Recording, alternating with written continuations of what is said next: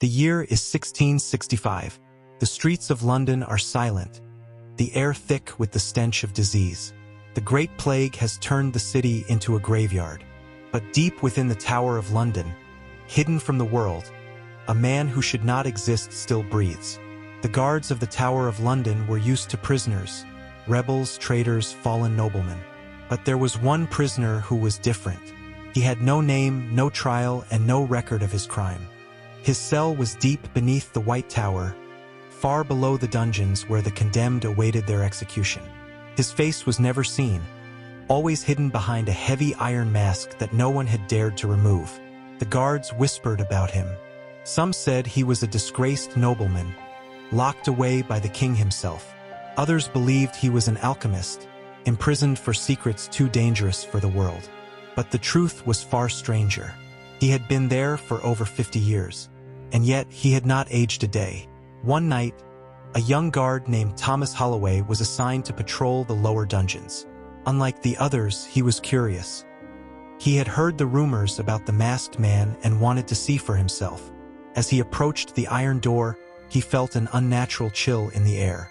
Slowly, he slid open the small viewing hatch. Inside, the prisoner sat motionless.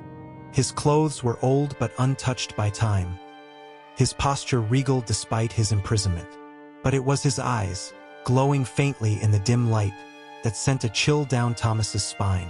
Then the prisoner spoke. "You are not like the others." His voice was calm, almost hypnotic. "Tell me, do they still believe in magic?" Thomas felt his blood turn cold. No one had ever heard the prisoner speak before. Who are you?" Thomas whispered. The prisoner let out a quiet laugh. "Once, I was a scholar, a seeker of knowledge, but I found something that man was never meant to possess, a secret older than the tower itself. And for that, they locked me away." Thomas glanced around nervously. He knew he should walk away, but something about the prisoner's voice drew him in. "What secret?" The prisoner leaned forward, the iron mask clinking softly. "The secret of time. Long ago, when London was still a city of wooden houses and candlelit streets, the prisoner had been a royal alchemist under King Henry VIII. He had been tasked with discovering the elixir of life, the power to defy death itself. And he had succeeded, but such knowledge came with a curse.